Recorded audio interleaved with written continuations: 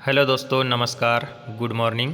मैं अपने इस वर्दी वाले चैनल पर आप सभी का हार्दिक स्वागत करता हूं, वंदन अभिनंदन करता हूं। आप सभी का सबसे पहला सवाल यही होगा दोस्तों कि सर मध्य प्रदेश पुलिस का रिज़ल्ट क्यों नहीं आ रहा है।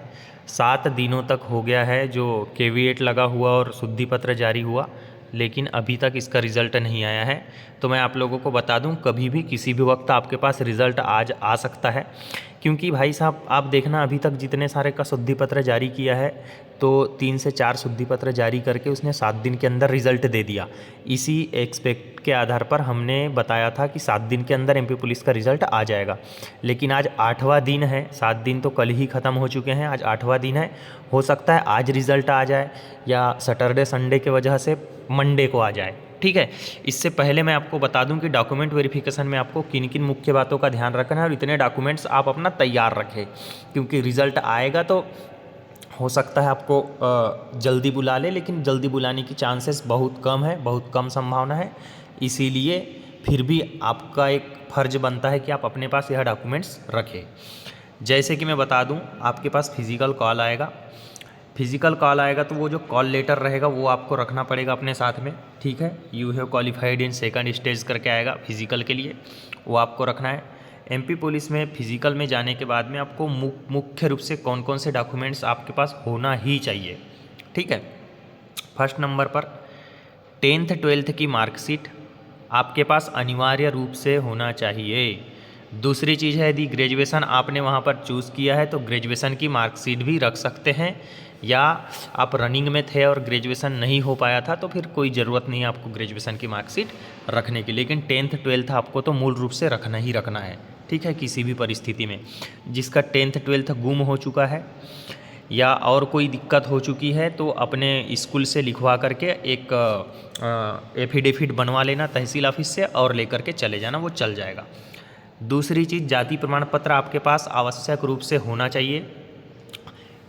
जनरल कैटेगरी यूआर के लिए, अनरिजर्व के लिए जो है जाति प्रमाण पत्र की आवश्यकता नहीं है, लेकिन ईडब्ल्यूएस, ओबीसी, एसटी और एससी आप सभी के लिए जाति प्रमाण पत्र होना अनिवार्य है, क्योंकि इसी के आधार पर आपको आरक्षण मिलेगा। यदि आप जाति प्रमाण पत्र नहीं लेकर के गए तो नहीं मिलेगा। ईडब्ल्यूएस वाले ध्यान रखना, अपडेट वाला डॉक्यूमेंट जाति प्रमाण पत्र लेकर के जाना। क्यों? क्योंकि आपका जो है 31 मार्च से 1 अप्रैल तक के लिए ईडब्ल्यूएस का सर्टिफिकेट बनता है, उसके बाद फिर रिन्यू हो जाता है, तो अपडेट वाला आप लेकर के जाना। अगला बात है, मूल निवासी प्रमाण पत्र का होना एकदम 100% ज़रूरी है, क्योंकि जब आपका फाइनल सिलेक्शन होगा और मूल निवासी प्रमाण पत्र आप का इसीलिए लिया जाता है ताकि आपके निवासी जहाँ के आप मूल निवासी है वहाँ पर वो पता कर सके व्यवहार, घर और सही पता दे रहा है कि नहीं, वगैरह वगैरह, थाने से संबंधित सारी जानकारी, ठीक है।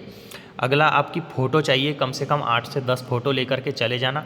फ़ोटो डेट वाली चाहिए, ठीक है, मतलब लेटेस्ट फ़ोटो चाहिए। ऐसा नहीं कि आपने फॉर्म में 2022-23 की फ़ोटो डाले हैं और उधर 1994 की फ़ोटो लेकर जा रहे हैं, ऐसा नहीं चलेगा। अगला है कि रोजगार पंजीयन आपके पास होना अनिवार्य है, ऐसा लिखा हुआ है।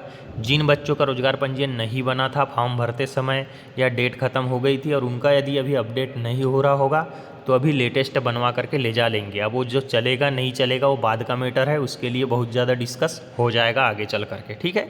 रोजगार पंजीयन आपको लेने के जाना जरूरी है, जिसकी वैलिडिटी 3 साल की होती है। फ़ोटो युक्त पहचान पत्र आपको लेकर के जाना है। फ़ोटो युक्त पहचान पत्र में आधार कार्ड ले जा सकते हैं, पैन कार्ड ले जा सकते हैं, ड्राइविंग लाइसेंस ले जा सकते हैं, वोटर आईडी ले जा सकते हैं।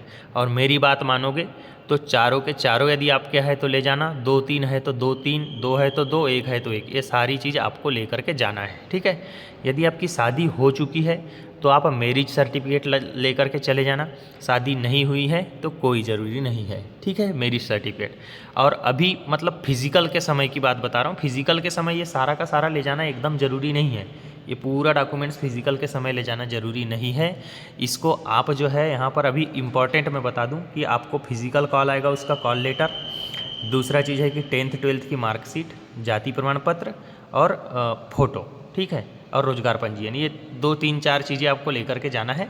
बाकी फिर मैरिज सर्टिफिकेट आप नहीं भी ले जाएं तो चलेंगे, ऑप्शनल रहेगा। एक ग्रेजुएशन की मार्कशीट ऑप्शनल रहेगा, ठीक है। बाकी इतनी चीज़ें तो आपको लेकर के जाना है। और इसी के साथ आज का यह वीडियो ख़त्म करता हूँ। बहुत जल्दी आपका रिज़ल्ट शो हो जाएगा, दिखने लगेगा। इसी के साथ में आप सभी को बधाई भी देता हूँ जिनका नाम आ जाए। जिनका नाम नहीं आए वो भी हिम्मत नहीं हारेंगे। मुझे उम्मीद है कि एक बार ठोकर लगने के बाद ही इंसान सुधरता है, ठीक है। तो हो सकता है किसी का नाम आए, किसी का नाम नहीं आए। इसीलिए आपको अपने आप को इस तरह से बना करके रखना है कि चलो यार अब जो भी हो देखा जाएगा, ठीक है। और ज़्यादा भी जल्दबाजी मत करो भाई, रिज़ल्ट आ जाएगा, ठीक है। चलिए धन्यवाद। जय हिंद, जय भारत, जय श्री राम, भारत माता की जय।